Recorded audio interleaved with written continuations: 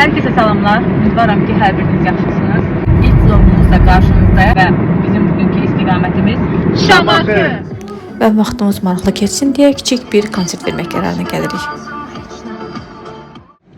Yağışı görüb düzü keyfim biraz pozuldu, amma qismət deyib yolumuza davam etdik. Burada yağışdan çıxmaya da var deyə bir məsələ var. Yanacağımız bitməkdə. Və biz səhralıqdayıq.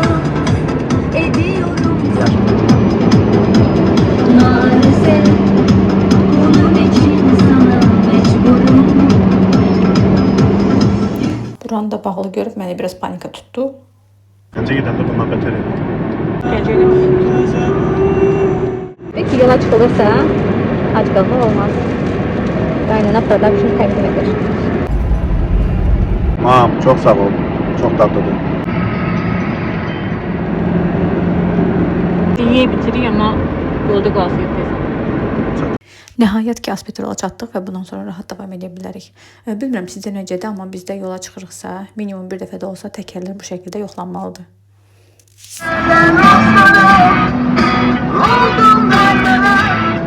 Və təbii ki, axlımız dayanmır və yenə də yeyirik.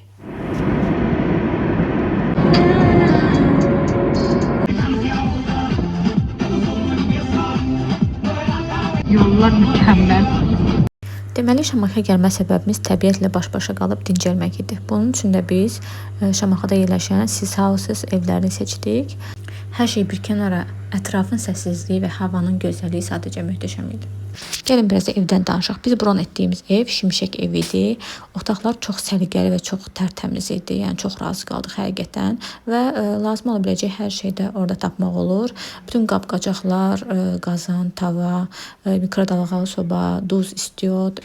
Lazım olub da tapmadığım bircə salfetka idi. Onu da özümüz aparmışdıq deyə soruşmadıq. Bəlkə də otağa qoymağı unutmuşdular. Bəlkə də özlərində olur. Onu dəqiq deyə bilmərəm, amma biz heç soruşmamışdıq sözün düzü.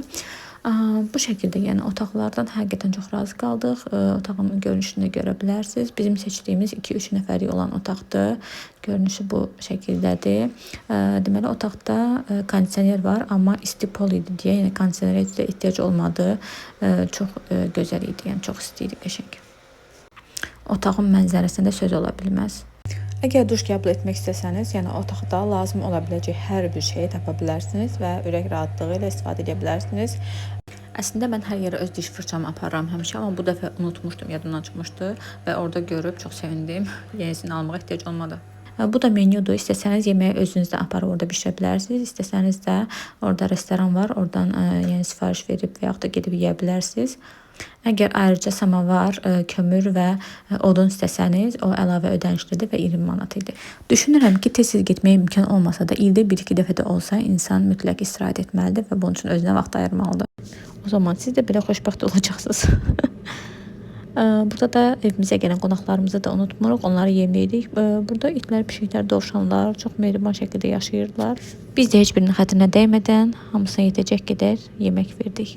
Mən hələ də başa düşmürəm ki, niyə ilk dəfə də yələncək görürəmmişcəsinə onun üstünə belə qaçıram. Yələncək fikri burada çox mükəmməldir, amma kaş ki biraz yuxarıdan olardı, çünki yerlənmək çox da rahat değildi.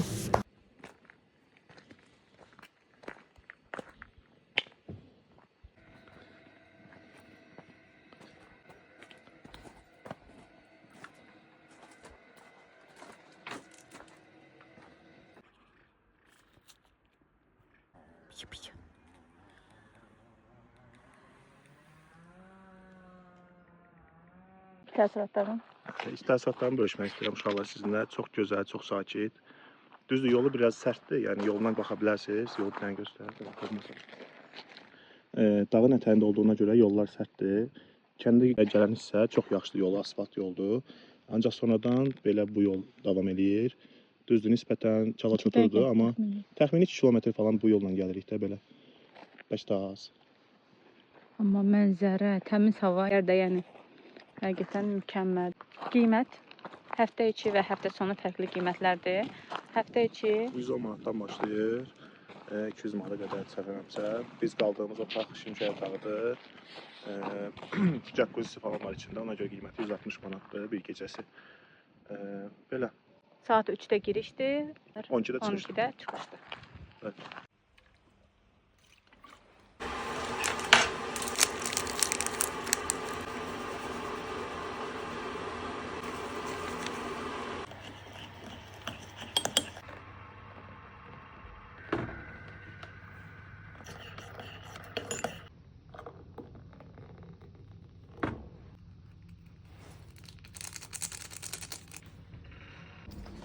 Şamaxı vloqumuz ümumilikdə 2 hissədən ibarətdir.